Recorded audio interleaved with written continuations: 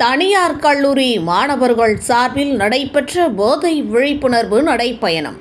செங்கல்பட்டு மாவட்டம் காட்டாம்குளத்தூர் அருகே தனியார் பல்கலைக்கழகம் அமைந்துள்ளது.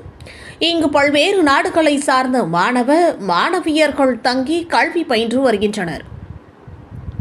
அந்த வகையில் கல்லூரி விடுதியில் தங்கியுள்ள மாணவியர்கள் சார்பில் மூத்த விடுதி காப்பாளர் செந்தில்குமார் ஏற்பாட்டில் போதைப் பொருள் பற்றிய விழிப்புணர்வு நடைப்பயணம் நடைபெற்றது.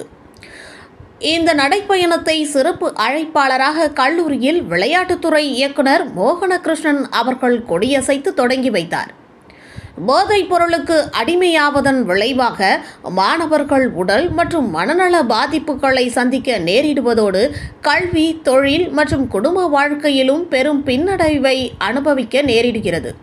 இதனால் போதை இல்லாத தமிழகத்தை உருவாக்க வேண்டும் என்ற நோக்கில் SRM குழுமத்தில் விடுதியில் தங்கியிருக்கும் கல்லூரி மாணவர்கள் மகிழ்ச்சிக்கு மருந்து வேண்டாம், மன அமைதி போதும், உயிருக்கு உயிராக கல்வி போன்ற பாதகைகளை ஏந்தி கொண்டு கல்லூரி வளாகத்தில் ஊர்வலமாக நடந்து சென்று போதைப் பொருளுக்கு எதிராக விழிப்புணர்வை ஏற்படுத்தினர்.